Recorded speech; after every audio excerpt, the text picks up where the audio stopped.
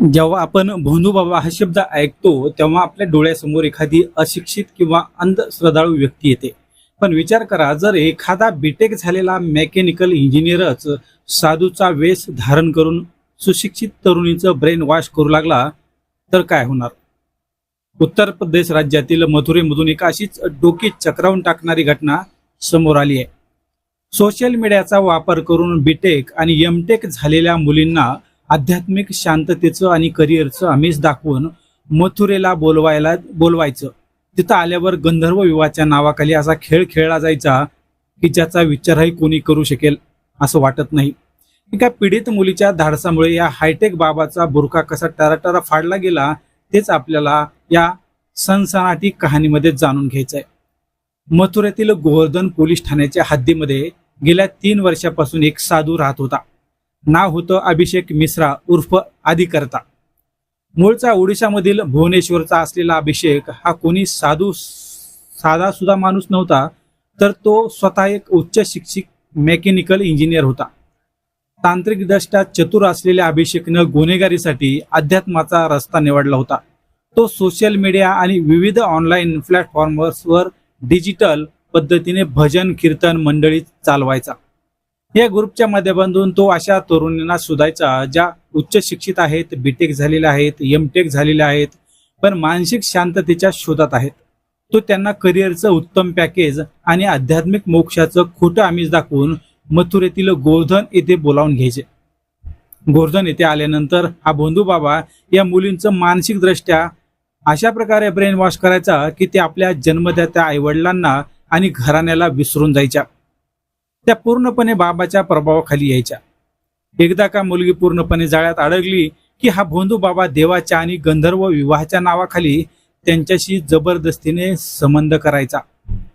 त्यांच्या असाह्यतेचा फायदा घेऊन तो त्यांचं लैंगिक शोषण करायचा.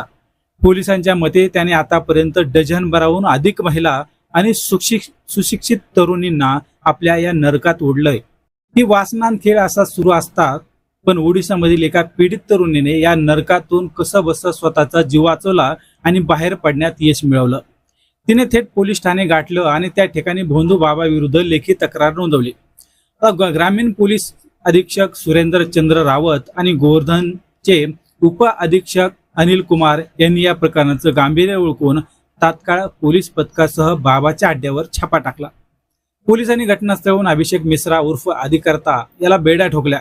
सर्वात मोठी गोष्ट म्हणजे पोलिसांनी त्याच्या बेकायदेशीर ताब्यातून 2 तरुणी आणि एका तरुणाची सुखरूप सुटका देखील केली, ज्यांचे ब्रेन वॉश करून त्यांना त्या ठिकाणी डांबून ठेवलेलं होतं.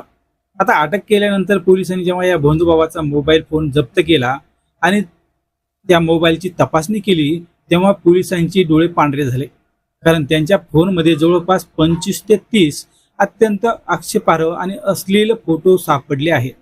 या डिजिटल रॅकेटमध्ये आणखी काही बडे मासे सामील आहेत का याचा तपास आता पोलीस करत असून आरोपी बाबाची रवानगी थेट तुरुंगात करण्यात आली आहे.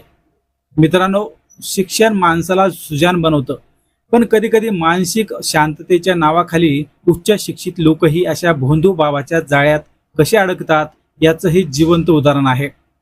गेल्या मागच्या काही काळामध्ये आपण आता ते अशोक खरातचं बघितलं प्रकरण, त्याच्यानंतर पुण्यामधले अनेक असे काही प्रकरण आहेत की जे भोंदू बाबांनी कशा पद्धतीने महिलांना आपल्या जवळ वश केलं, त्यांना त्यांचं ब्रेन वॉश करून त्यांच्याबरोबर कसे संबंध प्रस्थापित केले हे प्रकरण अजून मिटलेलं नाही. सध्या भोंदू बाबा अशोक खरात हा जेलमध्ये, त्याच्यावर अनेक संकट येत आहेत आणि कशा पद्धतीने त्याने त्या महिलांचं ब्रेन वॉश केलं होतं अगदी त्याच पद्धतीने ह्या भोंदू बाबानं देखील केलं. एवढाच फरक होता की हा भोंदू बाबा जे उच्च शिक्षित आहेत, बीटेक केलेले, एमटेक केलेले, आता उच्च शिक्षित विद्यार्थी असतील, तरुणी असतील, यांना त्यांच्या जाळ्यात ओढत होता आणि भोंदू बाबा हा महिलांना जाळ्यात ओढत होता. हे असं सर्व काही त्या पोलिसांच्या लक्षात आल्यानंतर त्यांनी पोलिसांनी त्याला पकडले. त्यामुळं आता किमान सध्याच्या परिस्थितीमध्ये ऑनलाईन जगात कोणालाही अंधविश्वास ठेवू नका. या इंजिनियर बनलेल्या भोंदू बाबाला काय शिक्षा झाली पाहिजे कमेंट्समध्ये नक्की सांगा. क्राईम जगातील अशा खऱ्या आणि सावध करणाऱ्या कथा पाहण्यासाठी चॅनलला लाईक करा आणि सबस्क्राईब करा. सुरक्षित राहा, काळजी घ्या. जय हिंद.